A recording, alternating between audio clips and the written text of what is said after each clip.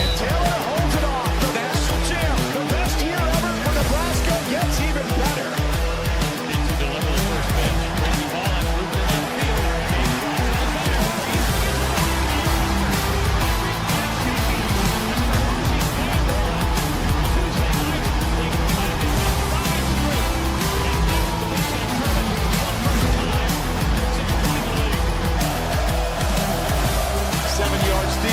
Lets it go to the sideline. Pick six. Tommy Hill. The short run to the house. Look at that. Handoff. Down. Touchdown. His third.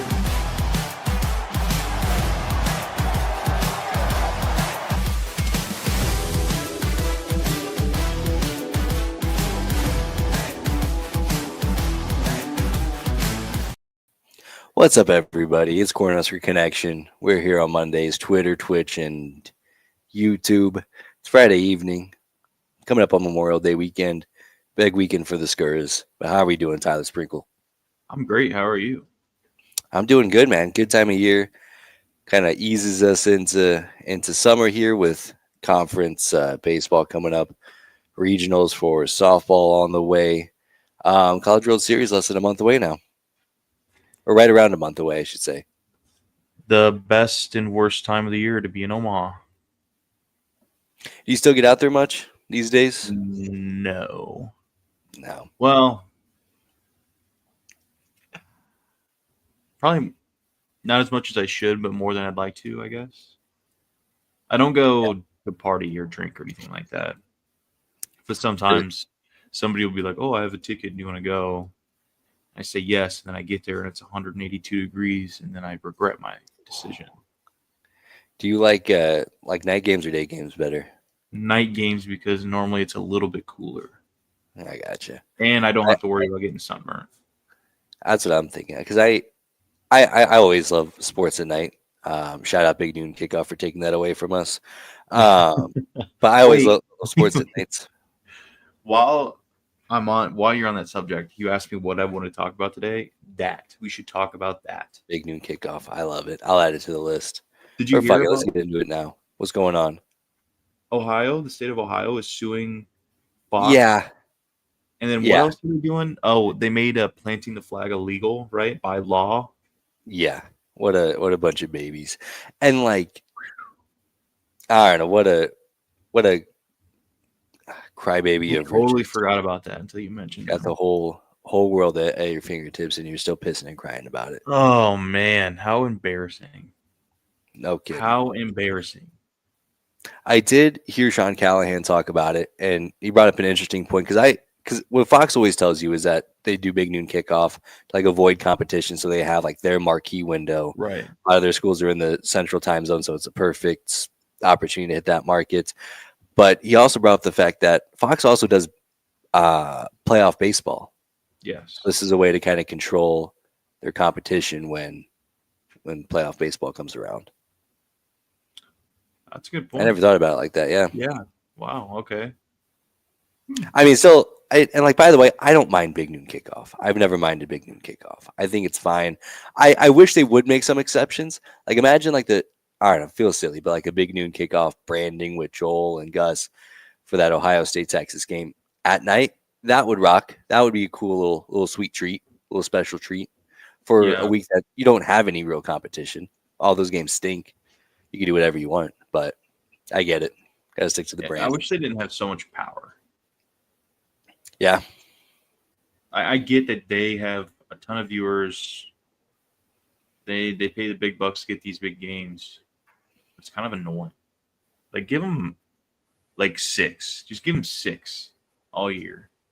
Everybody else. That's probably going to be as many as Ohio State gets this year. Yeah. So boo on them. Mm-hmm. Yeah, I guess I don't mind it from the stance that, like, I don't know, and you can play devil's advocate and say this is the reason why we shouldn't have it, but I like getting the day off with a banger. Yeah, to get things going. I like it. Because ESPN's always going to have their college, their primetime game going on, and that's always going to rock. Plus, I don't know. I think I've just gotten used to the fact that Big Ten plays early, SEC played at 2:30, and then ACC usually does something at night. So I get it. I like it.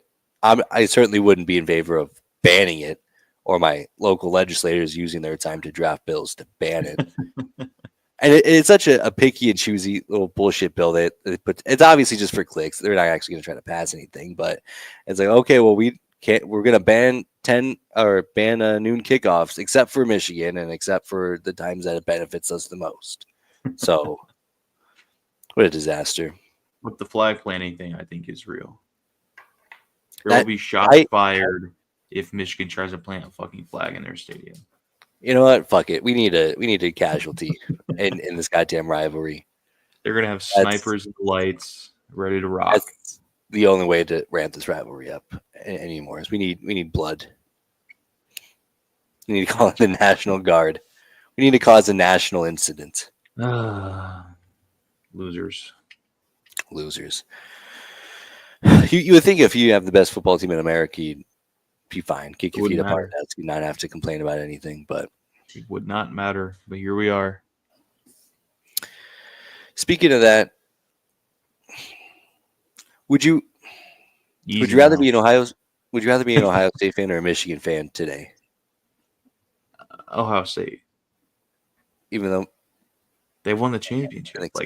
Michigan won it 400 days ago. Yeah, but Michigan or Ohio State won it like 60 days ago. And they still couldn't beat us. Best team in Ohio State history. They still couldn't touch us. Oh well. Fuck. We almost fired your coach because I'm right there with you. I'm just trying to think if there is an avenue where you'd rather be. The hardware is what matters. Especially, I mean, all you do is say how a lot of these games don't matter anymore. Then okay, then you want to be the champion. That's what matters, right?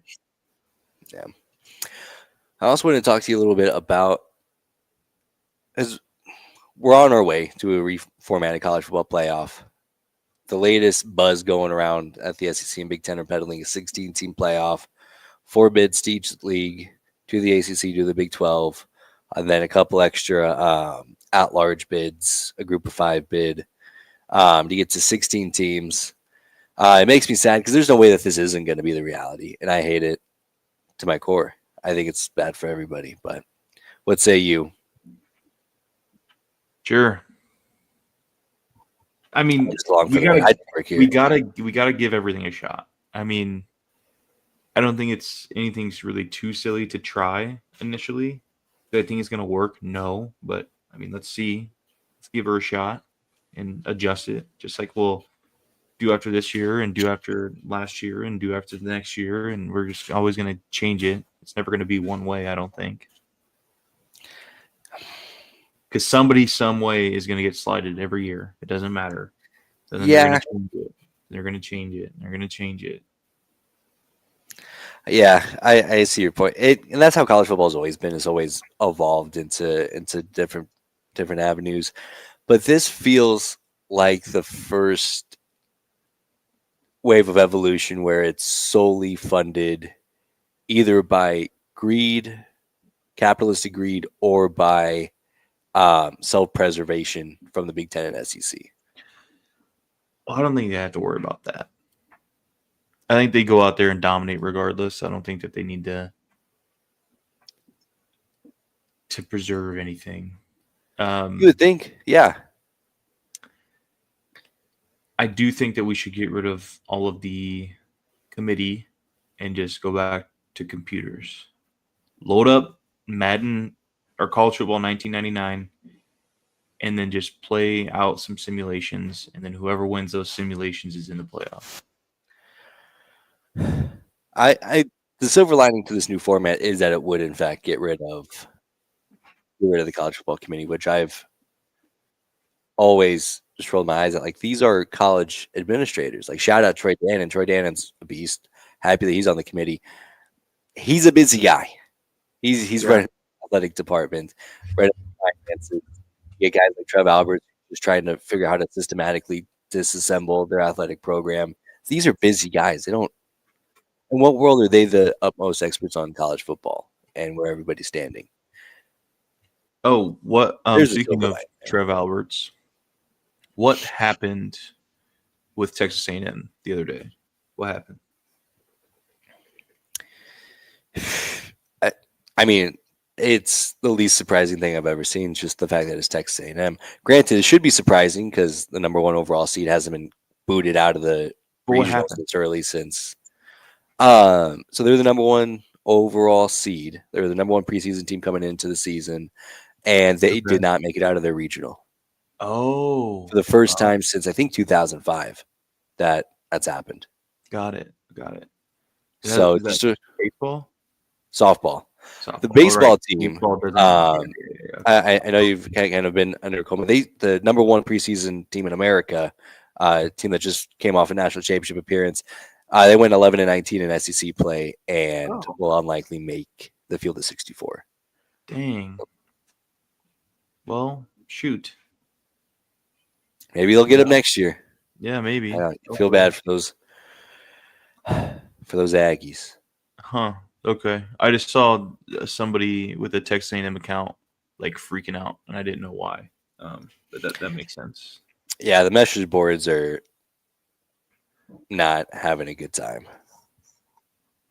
Very as you nice. can imagine. Yeah. Okay. All right, that makes and sense.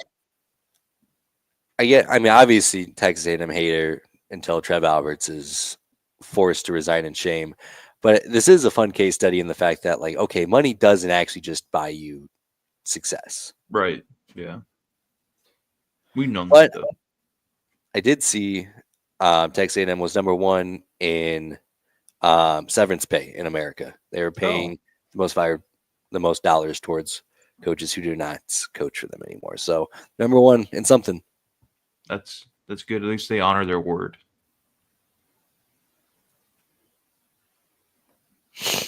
So Speaking of Big Ten baseball, and you're a little bit more tapped into college baseball than I. Do you have any idea on what Not by this much. monstrosity is? Nope. I tried to ask Brooke about that the other day, and he ignored me. So I have no idea. All I Is know is that exactly we play on Tuesday, right? I think so. Oh boy, this is such a goddamn mess. Okay, so how Let me try to not pull up. talking. Go ahead. So how I interpret it is that it's round robin, pool A, pool B, pool C, but the tiebreaker automatically goes to the higher seed. So that's the advantage of being a team like Oregon who finished in first place in the regular season. So if Nebraska beats Michigan State beats Oregon, Oregon beats Nebraska, Oregon gets the tiebreaker. And then they go into the regular single elimination bracket that we're so used to and that worked well in so many different formats for so many years, but is ultimately not what we're going to see here. So I appreciate the creativity, but this feels like a mess. it feels like the reason that this is stupid is because the tiebreaker is just being the higher seed. That's exactly right. Because what could happen is, say Michigan State beats Nebraska on Tuesday, and then Michigan State beats Oregon beats Michigan State on Wednesday. That Thursday game or that game 3 with Nebraska and Oregon does not matter. Wait, this Oregon, is tomorrow. It is tomorrow. Oh, Wednesday, fuck. Thursday. So there's 4. Like you said, dude, I'm super locked in on college baseball. I knew that. Absolutely, I knew that. Okay, so Nebraska plays Tuesday. Do they not play Wednesday or Thursday? Nope, they just play What Friday. the fuck is this? Oh, because there's 3 teams. They only play 2 games. Okay. Yeah, right. Golly. You see, this is why it's such a goddamn. Oh, and you can kind of see the top tweets. What the fuck is this? Yeah. Go fuck yourself. Hell yeah. Bitcoin conference. Like, Yeah, hell yeah. hell yeah. Because it does create. It's going to create a lot of unnecessary games on Thursday and Friday, which you would think would be like the peak of pool plays. Oh, it's the final game before. No, it's just going to create a lot of unnecessary games. Unless we fuck around and win it again, then maybe it'll be good. Yeah, if it's if Nebraska wins again, then we should never change this format. Well, I guess that would be 2 conference championships in 2 years with 2 different formats. So they Well, could I'm change trying to the format, doesn't remember matter. how many teams got in the Big Ten tournament last year. Was it 6 or 8? I want to say it was 8, and maybe that's why they changed it because like 8's not nearly enough for this But then monstrosity of a 12 league that we put is together. kind of nuts. Yeah. But again, this will be changed. It'll probably change every year until Yeah, they feel like they get it right. the evolution of postseason play in college sports. What a The goddamn thing that disaster! pisses me off, which I get it, it's a Big Ten conference, Big Ten championship, bracket. The fact that these are on the Big Ten, all on the Big Ten network, is stupid. Don't ask me why I think it's stupid. I just think it's stupid. I do have a follow-up question. That was going to be my follow-up question, but I'll rephrase. Where else would they be? Anywhere, anywhere. Well, the championship Like game Flow last year was Sports? on. Would you rather be on Flow Sports? Yeah, just Why? I don't have Big Ten network. I don't have Big Ten network.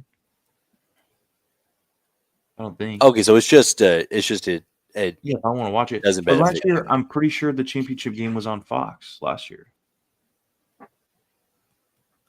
Or CBS. Well, I think it was on regular TV last year, I think. Maybe like FS1. I don't know if it's I was watching it on my antenna. oh So it was on like 42 or 3 or maybe even channel 7. I don't know. But it was on one of those local channels. oh, that's pretty cool. I didn't realize that. And maybe it will be. Well, no, because then I don't know. Yeah, I guess not. I mean, let's grow the game here a little bit. Grow the game a little bit. So we get fucked if we win 2 games and Oregon wins 2 games. Well, wait, we can't. That doesn't make sense. Never mind. Yeah. So tomorrow's game against Michigan State is a must win. Yeah. You got to get, because even if we beat Oregon on Friday, it probably doesn't matter. Yeah. So got to beat Michigan State. And got to beat Oregon probably. Unless Oregon loses 2 games. Just fuck it. Win them all. Who cares? Win them all. We have to beat Oregon at some point. How familiar are you with the odds of Nebraska getting in if they don't win the Big Ten tournament? I think it's like 0. I think so too. That's kind of my interpretation of it. I think they needed to sweep Purdue to have enough RPI or high enough RPI to get in, I think. But I'm pretty sure we have a pretty high RPI, I think. I think so too. I think that's what I saw. Like for the record, like the record doesn't look good, especially in conference. Mm-hmm. Or I guess record in general, because you dropped those midweek games to Oregon and Creighton, to where it's not likely unless all right. But then you think, well, you get out of this pod with Oregon, you're looking pretty good for Saturday and Sunday. Yeah. Where like on the flippity flop, it could be a team. I don't want to name them by name, who has a good record, but only beat up on the shitty teams on their schedule and finished the season 1-9 in conference play, including getting spanked in the final series of the year. Do they happen to have yellow? They do. I'll let you put your detective hat on. I think I got the thank you. So they're in that same kind of boat, even though they have a much stronger record than us. Mm-hmm. So Let's see. not promising, but we're 8, right? Yeah. Which it's fucked up. That we're the 8th seed. And we're in the pool at the number 1 seed. How the fuck is the pooling set up? That's a good question, because Oregon's the last seed, or not Oregon. Michigan State's the last seed. Yeah. So it makes sense that they're put together, and then 8 kind of falls in there. I don't know. This all kind of just smells like baloney. Yeah. All right, I appreciate the creativity, especially because I'm such a fan, and like in football specifically, but conference championships. I love when conference championships matter. That's what I think is so cool about March Madness is that, yes, March Madness doesn't start until the field of 68 gets underway, but you also have the week before to kind of get acclimated. That's why I've loved this last year of college football because those conference championship games mattered more than they have in a long time. So I appreciate the creativity, I guess, if I was going to say anything nice about this. But it looks funny for sure. I don't know, Jim. I don't know. What I do feel a lot better about is softball.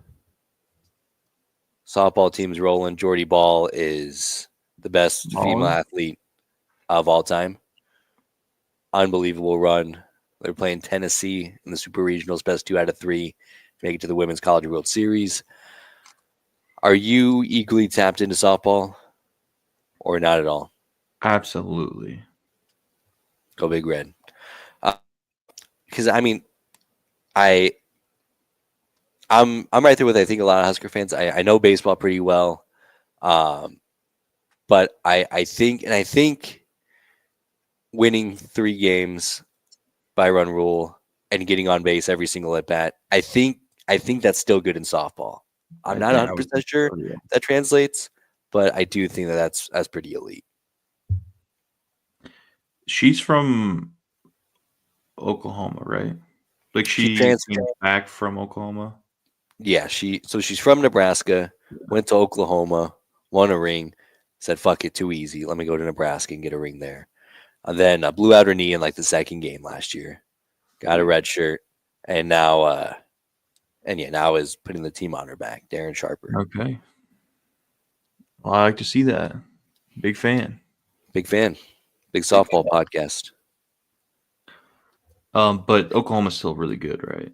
They're very good. And if Nebraska were to get past Tennessee and Oklahoma presumably gets past whoever they're playing, that would be the first round matchup in Oklahoma City. Well, isn't that some bullshit? It's the best of the best. I don't know what to tell you. How many teams make it 8 into the actual World Series? Yep. So it's the same as baseball. Exactly. I didn't know if it was like 6 or 4 or whatever. Nope, same thing. 64 teams, regional, 32. No. Yeah, 4 teams in each regional, then cuts down to 2 super regional teams, and then the winner that goes to the College World Series. That makes sense.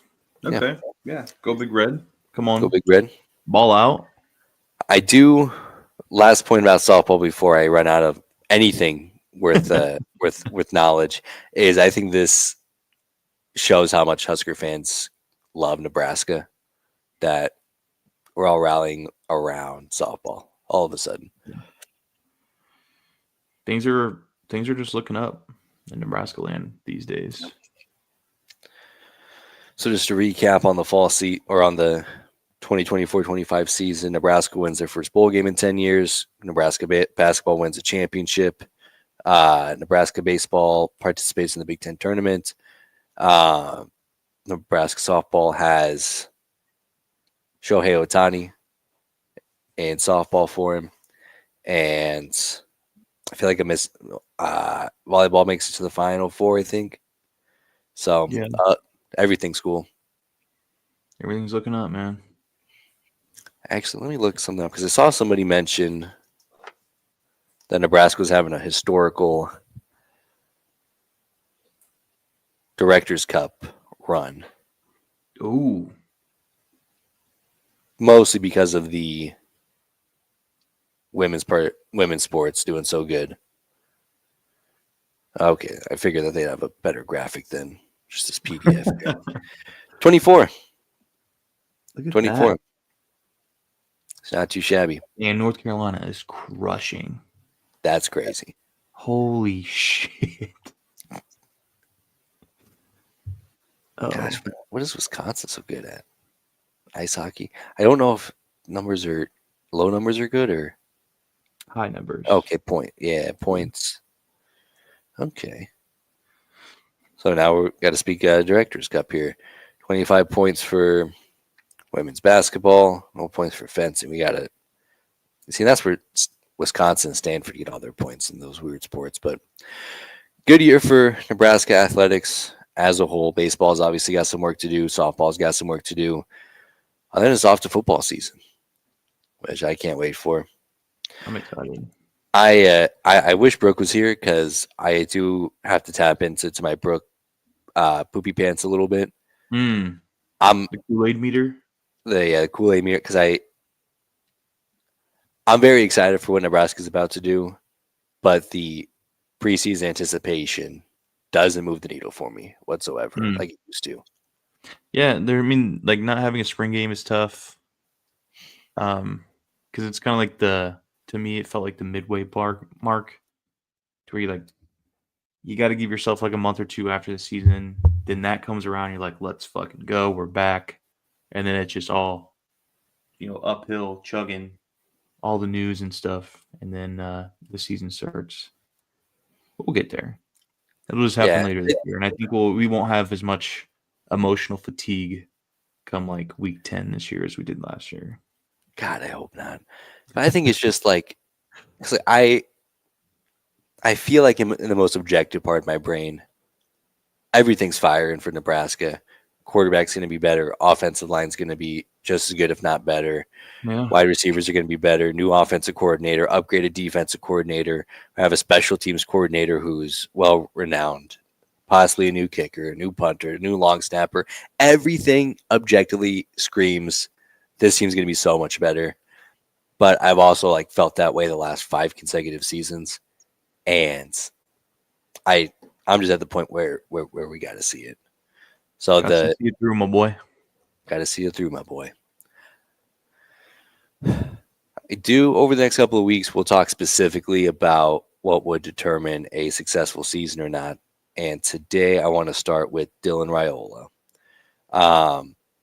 And I think also the preseason hype's tempered. I think it's the opposite of last year where I feel like they were getting a lot of sneaky buzz and then just kind of shit the bed. Where this year, those same people who got burned by it last year are keeping it more tempered, which then, in a world where, they do achieve what they actually are capable of achieving, it's a flippity flop in the better universe.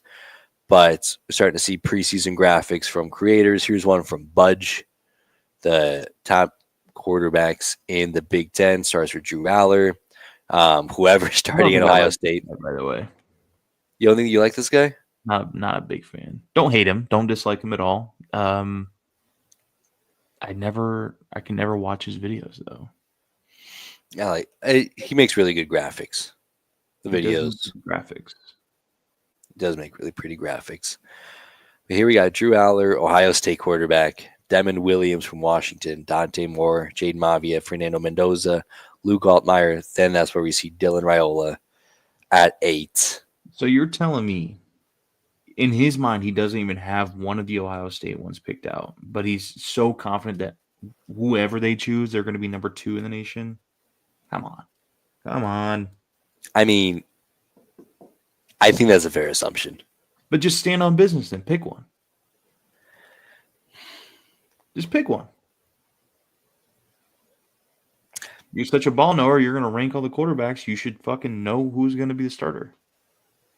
I guess. I think he's just more so emphasizing it doesn't matter who. QB3 probably is top half Big Ten quarterback, whoever that is. Okay, so then you're comfortable with him saying the same thing about Michigan? No matter who it is, they're going to be 9th? Now that I have a little bit more issue with. Damn. Because I think that's different because I do think that's a much different team with Bryce Underwood compared to Mikey Keene. Sure. Now I think both I'll give you the quarterbacks Ohio are good. State one. I'll give you the Ohio State one.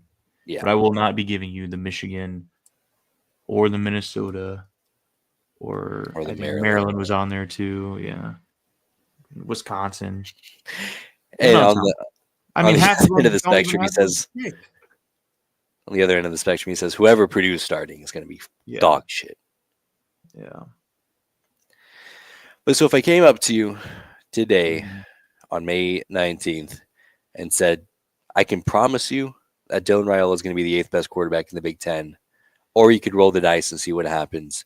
Do you take that, or do you roll the dice on Dylan? I'm rolling the dice. You got a 5-star guy. You got to roll the dice there. Gotta. I'm going to ask that question a lot in various forms over the offseason. I think that's the easiest one I'll throw out there. Starting her off with the softball. Yeah, we roll the dice. I'll start with this. I get it. I get why you have Dylan that low. If obviously I'm biased, I see the ceiling much more than the floor. Stats weren't very impressive last year. Big games didn't have that big game moment, didn't have that signature win. I get it. But I do think at the end of the day, if he's the 8th best quarterback in the Big Ten, I'm going to be pretty bummed. It's hard. I see what you're saying, but he played all of last year. He had the ball all of last year. He's going to be better than he was last year. Whether that's a huge margin of improvement or even just a little bit better, he is going to be better than he was last year.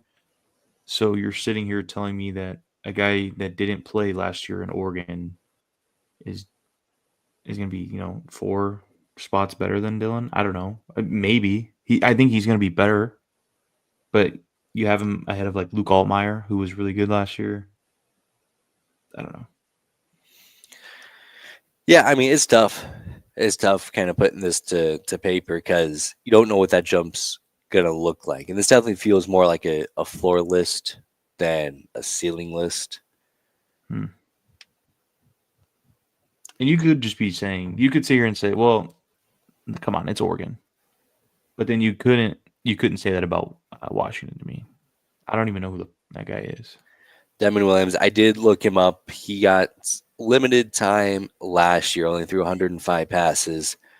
But in those 105 passes, completed 78% of his passes, 8 touchdowns, 1 interceptions, almost 1,000 yards behind Will Rogers. So I get it. Most of those coming in the Tony the Tiger Sun Bowl against Louisville. Completed 80% of his passes, 374 yards, 4 touchdowns, 1 interceptions.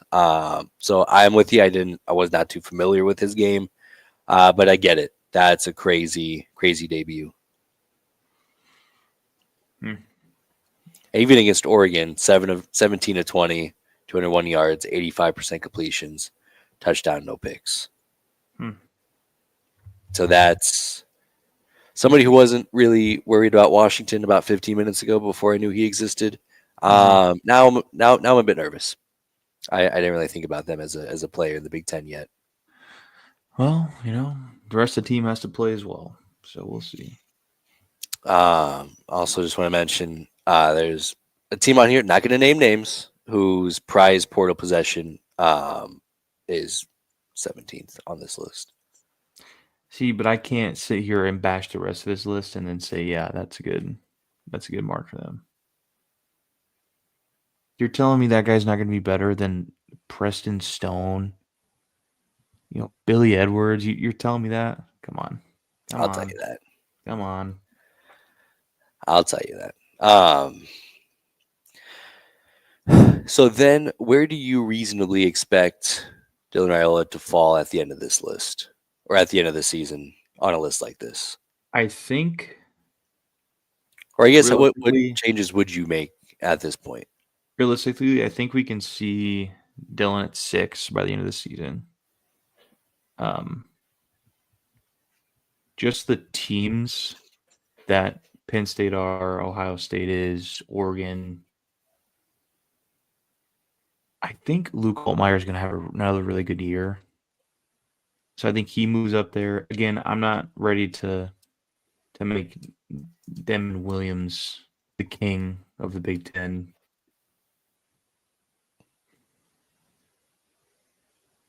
I'd move Fernando down. I'd move Williams down. I'd probably move everybody else up a spot.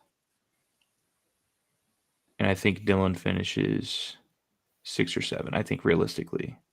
Now, what does my dumb fan brain say? I think Dylan could top out at like 3 this year, I think.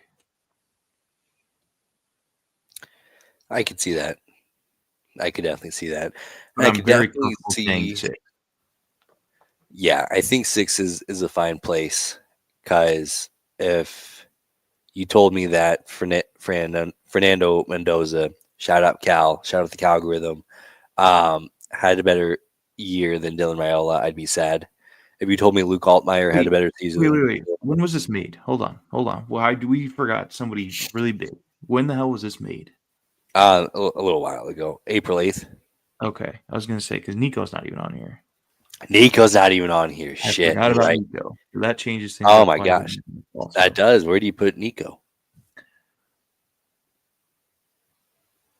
I wouldn't move him up. I think 9, maybe 10.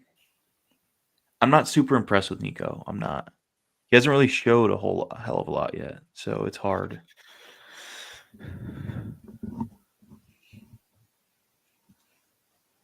Eh. Yeah, because I think if I'm being honest, I think he's shown more production than Dylan. So I would start And I there. agree, but I think if you're looking at it as a whole, we had a fucking bum of an OC for the first 11 weeks of the season. And you had Josh Heupel You that Drew saw Lock drafted in the second round.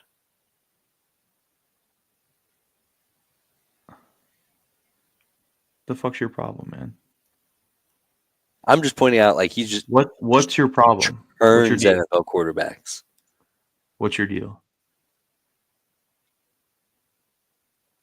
I'm just Josh Heupel. He's a quarterback whisperer. I don't know what to tell you. Do you think Drew Lock goes in the second round of the NFL draft if he has Marcus Satterfield as his offensive coordinator? Fuck no. That's my point. I don't know, man. You got a fucking chip on your shoulder. I don't know what it is. No, I love Drew Lock. I think it was a very, very fine second round pick. He got fucked. Anyways. I also, oh man, But also Nico does. Nico's playing It's on such a, UCLA. well, and that's the thing is that we're basing it off of Tennessee, Yes. his situation in Tennessee, where he got to sit for the first 12 games as a freshman before he shoved it down Iowa's throat. And a whole offseason with Josh Heupel. He got a whole season starting with SEC talent and Josh Heupel. And now he's going to the University of California at Los Angeles in the spring and is supposed to show up week 1 ready to roll. And I'll say at that same level. ceiling number 3. Baseline, I think 9 or 10. Yeah, okay, well, let's look at it like this. If you're Penn State, as things are, do you take Drew Al or do you take Nico?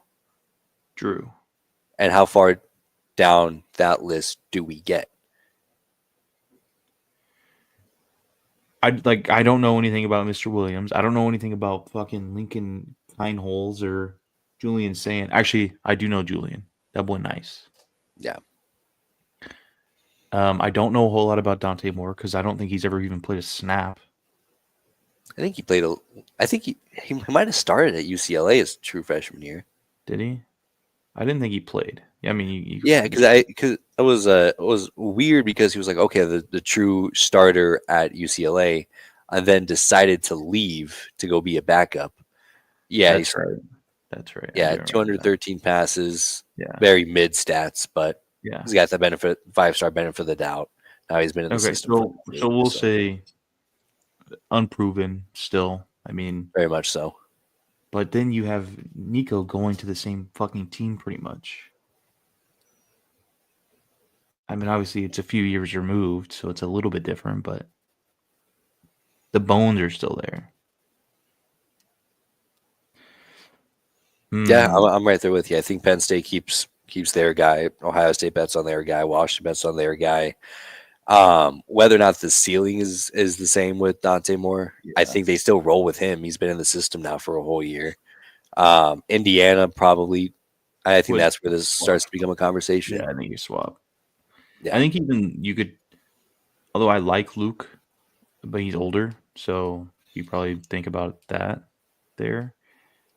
I'm taking Dylan all day. I'm taking Bryce Underwood all day. And Fucking then get I Aiden think Chili's out of here. all these other guys will. Yeah.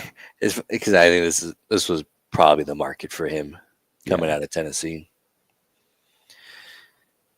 So I don't think that affects things a whole lot at the top. But yeah, that's a good point. I didn't even think about Nico when I bookmarked this a month and a half ago. Oh, Any how other? things change. Oh, how things change. I'm right there with you. I also think okay. So I think that there's two answers to this. I think at the end of the season, Dylan's pushing top 5. I think the same list, same time next year, top 3, easy.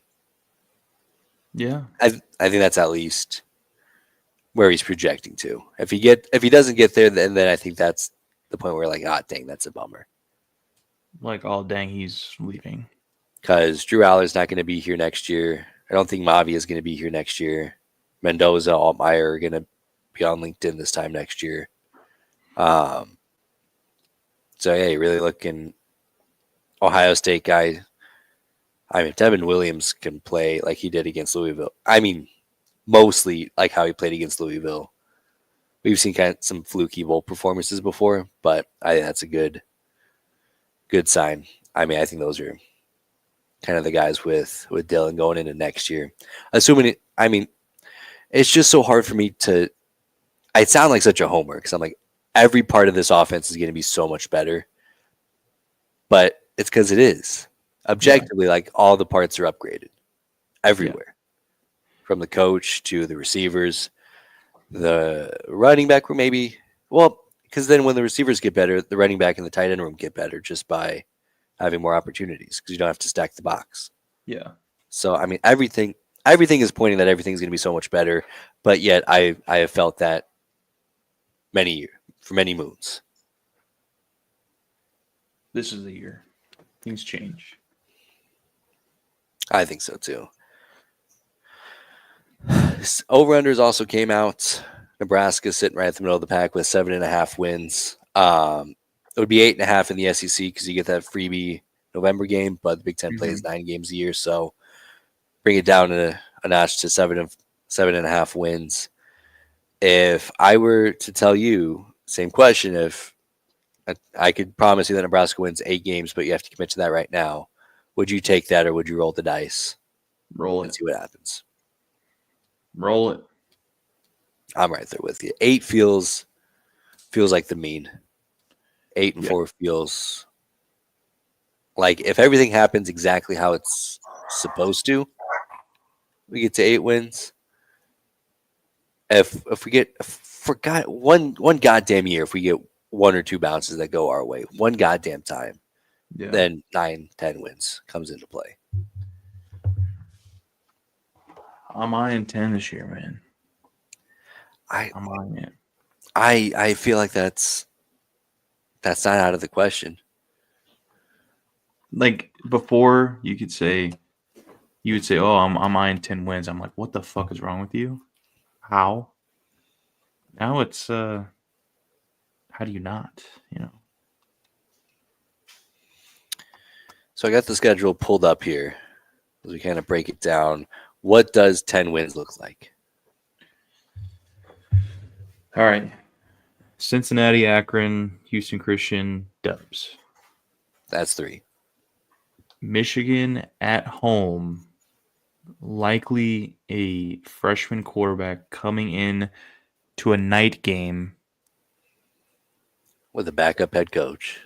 The backup head coach. How do you not feel good about that? It's a W. I mean, I don't want to, but I think we win that game. It feels crazy, but how do you not feel good about that? Yeah. Yeah, but that I will say this is also the turning point. If we lose this game, I think we squeak out like 7 or 8 wins. But if we win this game, I think we're 10. You could talk me into 11.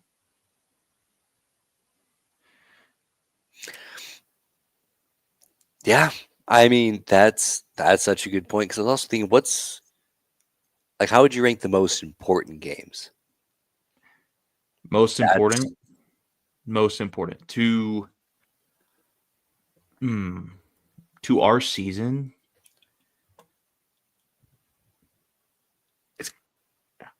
Obviously it's Penn State, right? Penn State, USC at home, big fucking game. Michigan at home, big game. But I think one of the more important ones is going out there and beating the shit out of Cincinnati to open the year. I would Absolutely just shitting on their chest. That is one of the most important games, I think, of our season. I would probably put that at number one, just because of how bad it would feel to. If we fucking go lose 0-1. that game, I don't even want to think about it, man. That would break my heart. That would fucking ruin me. Yeah, I think Cincinnati 1, Michigan 2, Iowa 3. If we lose to Michigan, we're losing to USC, we're losing to Penn State, we're losing to Iowa again. If we lose to Michigan.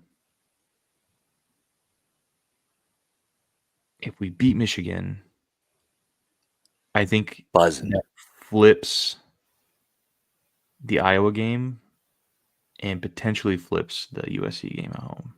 But see, the great thing about our schedule too is we have everybody but Penn State is at home. Like that's so nice for us this year. And I don't four feel fucking road games, dude. Come on. this does feel like the stars are finally aligning one goddamn time. The thing that's tough is we do have to now go up against Nico at UCLA, but I'm not really that afraid of him as of right now. That can change, but as of right now, I'm not really afraid of him. I'm not all that afraid of Nico. That can change. Now, granted, UCLA. Well, because you also got to think. When I think of that UCLA game, I think of just how much they pushed around the defense for the first half. And I know we lost some guys like Ty and Nash, but I got to imagine a more disciplined defense and a more well-operated defense, like I expect, will not get pushed around by that UCLA team, even with Nico. I'm about to lose my mind.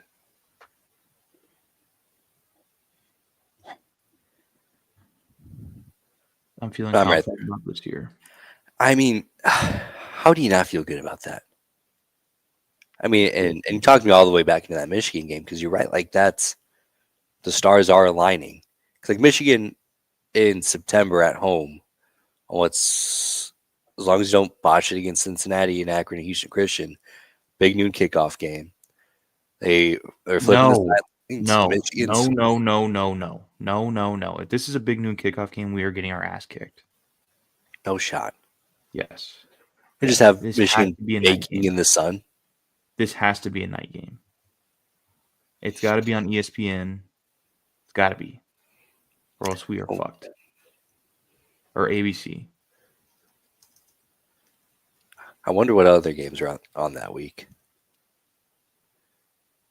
What is that? That's September 20th. Yeah.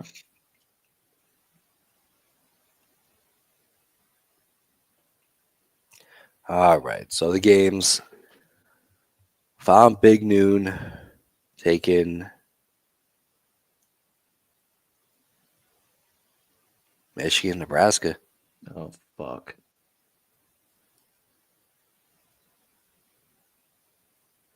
If we'll do this by conference. Yeah, here we go.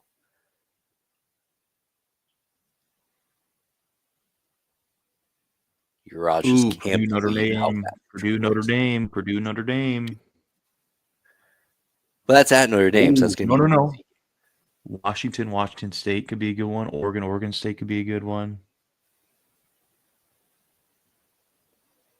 Oregon State. Seemingly a rivalry week. Yeah. Okay. Illinois, Indiana sneak. They're not going to pick Illinois, Indiana. No, please, for the love of God, no. But he better set the alarm early. Yeah, unless Nebraska loses to Cincinnati, there's no way that it's not Michigan, Nebraska. unless the state legislature gets involved. But that's, of course, fucking Ohio State isn't playing that week. Of course they're not. Motherfucker, man. Never mind. We're going 8-4. We're gonna fucking love it. All right. Glad that you talked me into it just as you abandoned ship. That was one of the big things I mentioned. At home, night game, freshman quarterback. I don't think it has to be a night game. Period. Because, I mean, this isn't Columbus. Like, Nebraska still gets bumping at noon. And now you're sending Michigan out to just bake in the sun all day. I like that. Granted, night game's elite. Hand up, night game's elite. Can't make any other case in that. But I don't think that moves the needle all that much.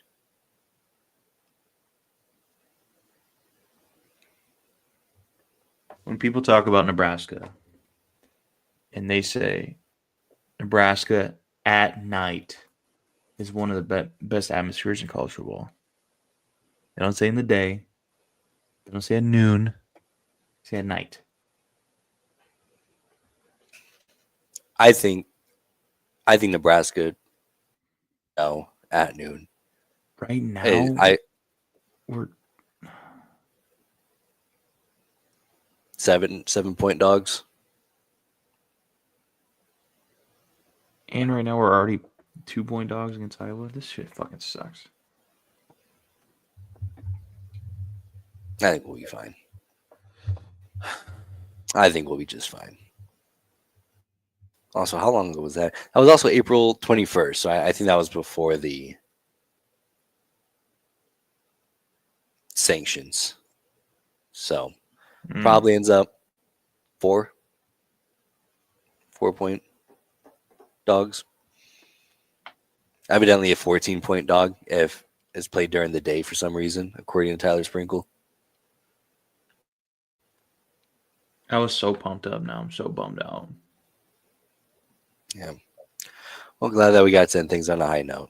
Matt Rule did say, though, that he thinks it's going to be a night game. So Did he? he did. All right, then fuck me then. Per there's also Taylor Lewan. I mean, if it's a night game, how do you feel good if you're a Michigan fan about that? Other than we got beat up by J.J. McCarthy 2 years ago. I just think that they're looking forward to the atmosphere. Okay. Fair enough. That's all I had. Any final points before we wrap up for another week or so? I'm bummed out. The Mets are dead. Go Big Red. Yeah. Sports are dead to me as a whole. Go Big Red. Go Big Broncos. Go Big Bo Nix. To 15, Thompson is going to launch it deep.